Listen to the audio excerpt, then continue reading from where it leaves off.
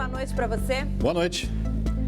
A Polícia Federal prendeu o suspeito de matar e ocultar os corpos de 3 jovens brasileiras em Portugal. A notícia chega agora da nossa central de apurações com Luciana Viana. Boa noite para você, Lu. Boa noite, Gi. Boa noite a todos. Dinay Alves Gomes foi preso na manhã de hoje aqui em Belo Horizonte. Ele estaria escondido na casa de uma cunhada no bairro Ouro Preto, região da Pampulha. A Polícia Federal não divulgou mais detalhes sobre essa prisão. Agendou para amanhã, às 10 horas da manhã, uma coletiva em que vai expor, então, todos os detalhes sobre esse crime, né? Ou seja, a morte e a ocultação dos 3 cadáveres das brasileiras, né? Mortas em fevereiro deste ano lá em Portugal. Vamos voltar amanhã trazendo todos esses detalhes, inclusive se Dinay, não é? Ele contou com a ajuda de alguém para executar, então, o crime contra as 3 vítimas. E até agora nada definido sobre o traslado dos corpos, né, Lu? Infelizmente não, viu, Gisele? São necessários aí cerca de 60 mil reais para o traslado, né? Isso corresponde a 20 mil euros e a família conseguiu levantar até agora cerca de 4 mil euros, mas isso não é o suficiente. O Itamaraty já se pronunciou, emitiu uma nota dizendo que não há como ajudar financeiramente, né, as 2 famílias e que só pode ajudar no trâmite de documentos, na facilitação ali, na aceleração, inclusive, da emissão de alguns papéis que sejam necessários e também nas informações que são prestadas a todo momento aos familiares pelo Itamaraty. Tá certo, obrigado pelas informações, Luciana. A Polícia Civil prendeu integrantes de uma organização criminosa responsável pelo tráfico de drogas na região noroeste da capital. Débora Caroline de Souza, de 22 anos, Marlon Túlio de Lima, de 30 e Bruno Augusto de Souza, de 28, foram presos em flagrante depois que a polícia encontrou na casa em que os 3 moravam todo este material. Balança de precisão, liquidificadores, pinos para embalar cocaína, um caderno com anotações e muita droga, principalmente maconha e crack. A equipe da 4ª Delegacia Leste recebeu informação que no bairro de São Marcos havia um imóvel que estava guardando grande quantidade de drogas para os traficantes da região. Aí nós fomos ao local, fizemos contatos com os moradores e em buscas do imóvel nós achamos as drogas que foram apresentadas ali. Segundo a polícia, Débora assumiu que era traficante desde os 12 anos e vendia a droga na cidade de Baldim, no interior de Minas. Marlon, que é marido de Débora, era motorista da prefeitura da capital. Ainda de acordo com a polícia, a casa, que fica no bairro São Marcos, região nordeste da capital, era usada para guardar a droga e também como uma espécie de laboratório. Era um imóvel residencial. A gente tinha informação que morava um casal lá, que era a Débora e o marido dela. Era um imóvel grande, 3 andares. E logo assim, quando a gente começou as buscas no quarto dela, como tinha muita droga, o cheiro veio muito forte. Nenhum dos 3 tem passagem pela polícia. A partir de agora, vão permanecer presos. Eles estão presos em flagrante. A gente tem que concluir as investigações em 30 dias.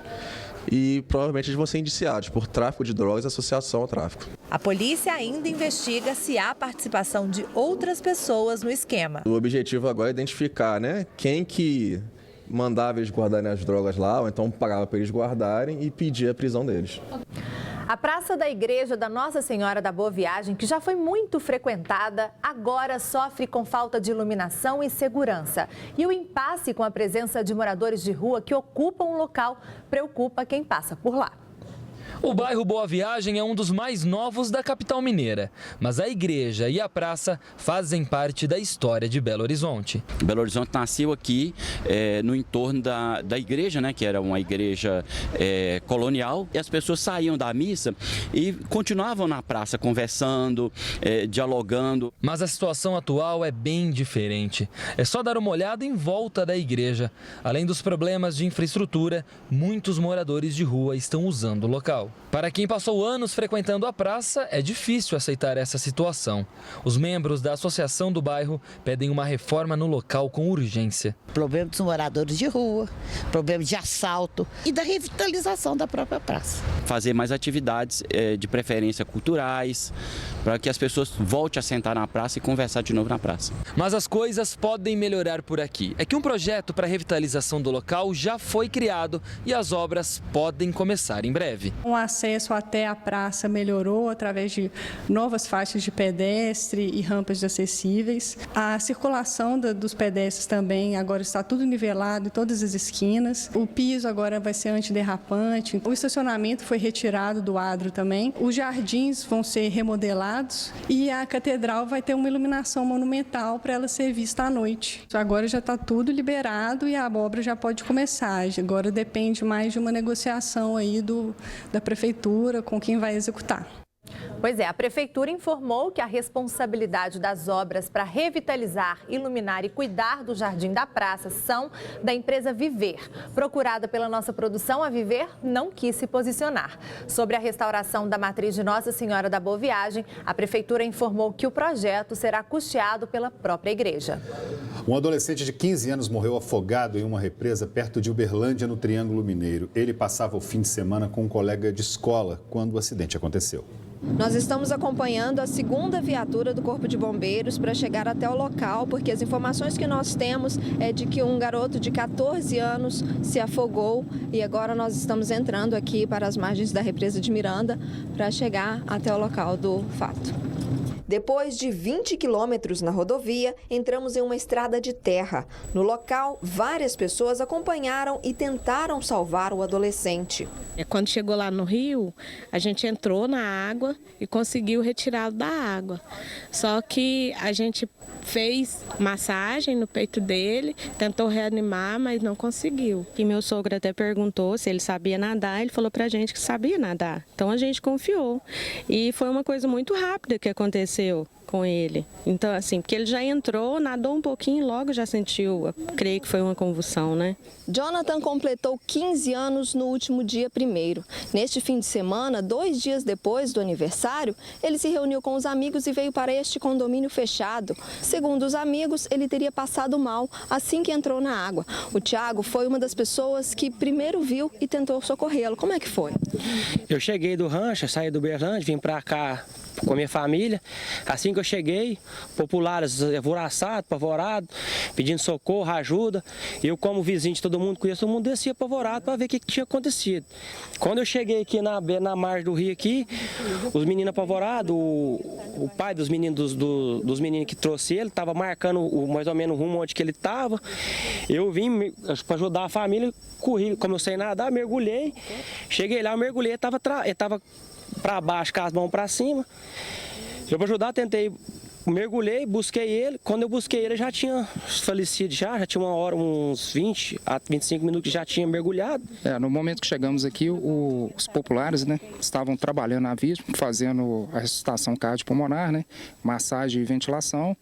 E de imediato a vítima não apresentava sinais vitais e a gente assumimos o paciente e continuamos, né, com o trabalho de ressuscitação cardiopulmonar. Ele não apresentava sinais no momento que vocês chegaram? Não, ele estava inconsciente, sem sinais vitais. E aí a gente continuou, né, as ventilações de resgate, com massagem, o uso do DEA, né, e também do oxigênio portátil.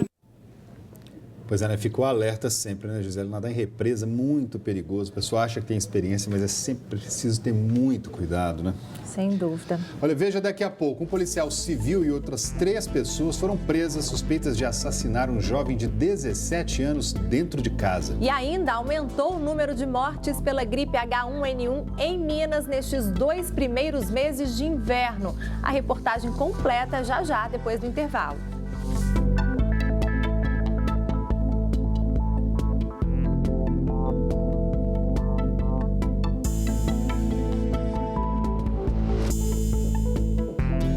Policial civil e outros 3 homens foram presos suspeitos de participar do assassinato de um jovem de 17 anos no bairro Serra Verde. Luciana Viana tem os detalhes pra gente, Lu. Sim, André, esse crime ocorreu na madrugada do dia 13 de julho deste ano. De acordo com as investigações, 7 pessoas, usando uniformes parecidos com o da Polícia Civil, invadiram uma casa e atiraram contra as pessoas que lá estavam dormindo. 4 vítimas foram atingidas, 3 delas com conseguiram escapar, mas um jovem de 17 anos não resistiu e acabou morrendo. A Polícia Civil fez as investigações e apresentou hoje alguns dos suspeitos, né? Estamos aí vendo as fotos de 3 deles. Mas um quarto suspeito, identificado como um policial civil, ele não foi apresentado e nem teve a identidade revelada. Outros 3 suspeitos seguem foragidos e a gente aguarda então, né, o próximo passo aí para ver se chega a esses outros suspeitos. Lembrando que a motivação para esse crime teria sido relacionado ao tráfico de drogas. Mas chama atenção, né, André? Sim, com toda certeza. E outra coisa é importante dizer também que o próximo prefeito da nossa capital certamente tem um trabalho muito árduo pela frente no que diz respeito à segurança de Belo Horizonte, né? Porque Guarda Municipal, Polícia Militar tem feito o que podem, a Polícia Civil também, que a gente sempre vê aí. Entanto, tem muita escada para subir ainda, até que a gente se sinta mais seguro por aqui. Luciano, obrigado pelas informações. O número de notificações da gripe H1N1 cresceu nos 2 primeiros meses do inverno. O nosso estado é o segundo com o maior aumento, quase 180%. Já são 328 casos confirmados neste ano, com 136 mortes. Volney ficou quase 5 meses internado, 2 em coma, por causa das complicações da H1N1. A princípio, me diagnosticado só como dengue, e o tratamento contra o H1N1 foi retardado. Por isso, teve complicações, tive falência múltipla dos órgãos. No dia em que ele foi diagnosticado com a doença, a esposa dele também foi internada com o mesmo quadro. Fiz uma chapa do pulmão às 2 horas da tarde e essa doença é tão agressiva que 8 horas da noite eu já estava entrando para o CTI. Hoje eu posso comemorar 2 vezes porque eu nasci de novo. Minas Gerais foi um dos estados que registraram maior crescimento nos casos de H1N1 neste inverno, 187%. É também um dos recordistas em casos fatais. O vírus influenza é transmitido pelo contato com secreções das vias respiratórias, que são eliminadas pela pessoa contaminada ao falar, tossir ou respirar. E também por meio das mãos e objetos contaminados. Sempre que tocar uma superfície potencialmente suja, potencialmente contaminada, como superfícies de bares, restaurantes, ônibus, etc., de tempos em tempos higienizar as mãos, friccionando o álcool até secar as mãos. Você gripado ou com suspeita da doença, evitar frequentar o público para evitar a dispersão, a transmissão da doença. Cerca de 10 dias depois do início da campanha de vacinação em Minas Gerais, em vários postos a vacina estava em falta. E mesmo depois do fim da campanha, o especialista recomenda que quem puder ainda deve se vacinar. O vírus continua circulando, talvez em menor incidência durante todos os outros meses. E, portanto, pode causar gripe, pode causar doença grave, mesmo fora do inverno. Então, se as pessoas não acharem no serviço público a vacina e tiverem condições financeiras, devem procurar serviços privados. Agora o futebol. Na quinta-feira, o Cruzeiro enfrenta o América pelo Campeonato Brasileiro. Para o clássico, Mano Menezes tem que pensar em quem pode substituir Rafael Sobis, atacante que vai cumprir suspensão. Time em franca evolução na temporada, mas agora vem o América pela frente. Teoricamente seria um jogo fácil pela campanha ruim que faz o adversário lanterna do Brasileirão. Mas é o Coelho que não perdeu para o Cruzeiro em 2016. Isso influencia em alguma coisa? Acho que não. A dificuldade é muito grande, independente da situação que as equipes estejam. É sempre um clássico e a dificuldade é sempre grande. Foram 4 jogos entre as duas equipes na temporada, 3 empates e 1 vitória do América. Mas agora o momento é outro e o retrospecto recente não assusta. A dificuldade, independente de nome, de clube, ela sempre igual. E o Cruzeiro tem uma baixa no ataque de um jogador que faz falta quando não está em campo. Rafael Sobis está suspenso. Apesar do Sobis ser um cara muito importante, uma peça fundamental na nossa equipe, quem vai substituir, tenho certeza que vai dar conta do recado e entrar aí para nos ajudar. 5 jogadores disputam a vaga: Rafinha, Alisson, Marcos Vinícius, Elber e William. Este último com pouco menos de chance, depois que Mano Menezes disse que ele, o William, não vai atuar pelos lados do campo. Mas e aí? Quem joga? Aí eu não sou humano, nem o Sidney, né, para arriscar questões de nomes, aí é mais com eles mesmo. Mas um pitaco, o volante e agora capitão, se arriscou a dar. O Rafael Sobis ajuda bastante ofensivamente, ele recompõe bastante no seu posicionamento. Quem entrar vai fazer o seu melhor para ajudar o Cruzeiro a buscar a vitória.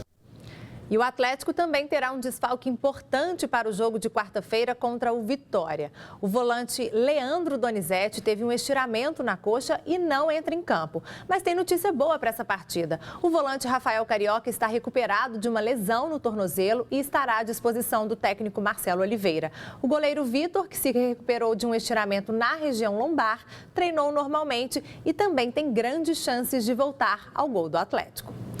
Veja daqui a pouco, acidente envolvendo 4 carretas deixa 2 veículos incendiados no norte de Minas. E ainda, você vai conhecer um espaço que guarda mais de 100 mil peças do mundo todo. Muitas foram garimpadas até em lixeiras. Você vai ver essa história aí, você já está vendo um pouquinho ali, ó. Essa chuteira aí tem muito caso, viu? Daqui a pouquinho a gente traz a reportagem para você. Até já.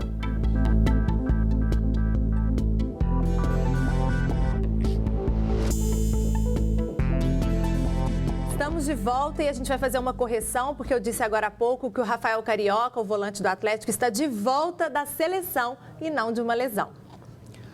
Um acidente envolvendo 4 carretas deixou 2 veículos incendiados nesse domingo em Salinas, no norte de Minas. O acidente foi na BR-251.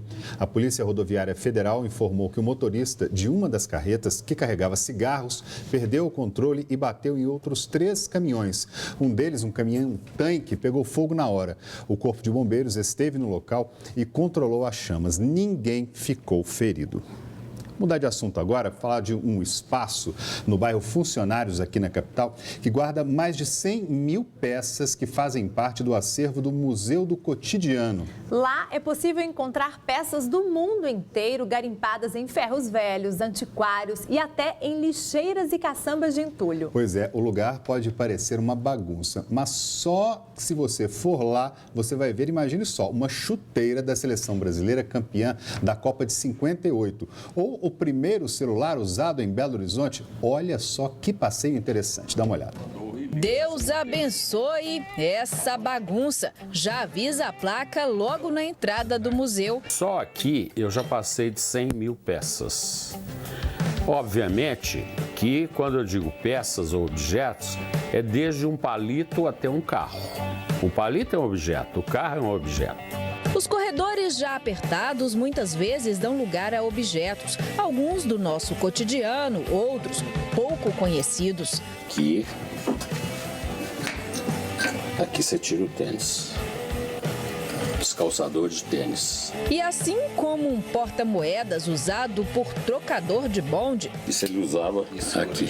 Balança de ovos. Pode ser um ovo enorme com um peso menor do que o outro. E o passeio pelos 600 metros abarrotado de itens que leva o visitante a uma viagem a variadas dimensões da vida urbana. É um rádio que funciona a corda. Bola cabeçada, vai entrar, Kika. Entre os espaços apertados do museu, objetos que talvez muita gente não conheça, como esse secador para luvas. E olha só, aqui tem um perfume da década de 50. Olha o luxo dessa caixinha. Essa fragrância nunca foi usada. Dá até para sentir o perfume. Aqui, um tocador. Vou abrir. Que nunca foi usado. Aliás, vai ser usado pela primeira vez. Eu pedi uma autorização, vou usar pela primeira vez. Olha o luxo desse objeto. Esses objetos que estão ali, eles estão disponíveis para essas decolagens, ou seja, para que as pessoas, a partir deles, façam o que vem na cabeça delas, como você fez. E nos outros cômodos a viagem continua. Em 30 metros quadrados, a evolução do telefone, o primeiro aparelho que chegou na capital mineira em 1991. Que tal o macacão usado pelo Ayrton Senna e a chuteira da Copa do Mundo da década de 50? E o mistério ronda o museu e o seu Antônio também. Sou da segunda metade da década de 40. Tem que ter mistério. Tem que ter mistério. Tudo tem que ter mistério. Tem que ter graça, tem que ter peculiaridade. Se eu te falar que eu tenho tanto, não tem graça. E aqui no banheiro foi talvez a parte que eu mais lembrei da minha infância. Por exemplo, eu tinha um Mickey como esse daqui, um cachorro desse. Olha que interessante. Muito bacana. E essa aqui é uma figura que eu acho que as crianças de hoje talvez nem se lembrem. Bananas de pijama. As pessoas acham que isso vem na porta. Nunca vem na porta. Eu faço um garimpo quase cotidiano. Eu saio sem destino. Às vezes com destino. Por exemplo, já tem uma rota que eu frequento habitualmente, que é Ferro Velho, Topa Tudo, Antiquário, etc. e tal. E tem também rotas que eu faço para determinados lugares, ou de carro, ou então na fase atual eu já pego um ônibus sem olhar a placa. E desço onde as energias conspiram. Chaveiros, brinquedos, a evolução do rádio, da TV.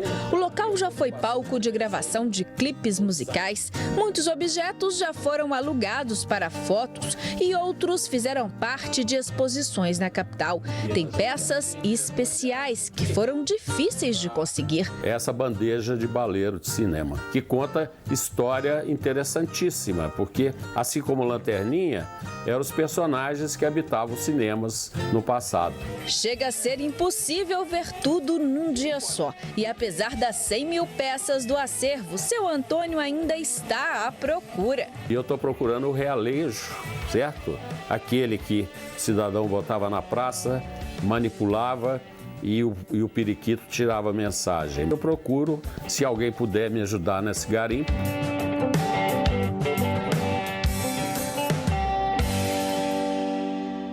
Pois é, se você de casa sabe onde tem um realejo, leva lá para o Museu do Cotidiano. E olha só, a visita ao museu é gratuita, mas precisa ser agendada pelo e-mail ou pelo telefone que estão aparecendo aí na sua tela.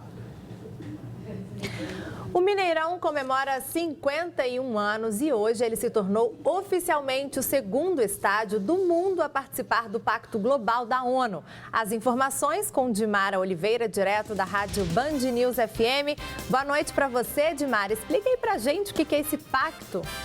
Pois é, boa noite, Gisele, André, para todo mundo que acompanha o Band Minas. A solenidade de assinatura e do acordo aconteceu exatamente nesta segunda-feira, quando, como você disse, o Mineirão completa 51 anos. Agora, Gisele, vamos combinar. Nós que conhecemos muito bem o Mineirão, sabemos que com corpinho de 20, depois da reforma, né, para a Copa do Mundo. Mas é o segundo estádio a fazer parte, então, a ser signatário desse projeto da ONU. Outro estádio é o Stade de France, em Paris.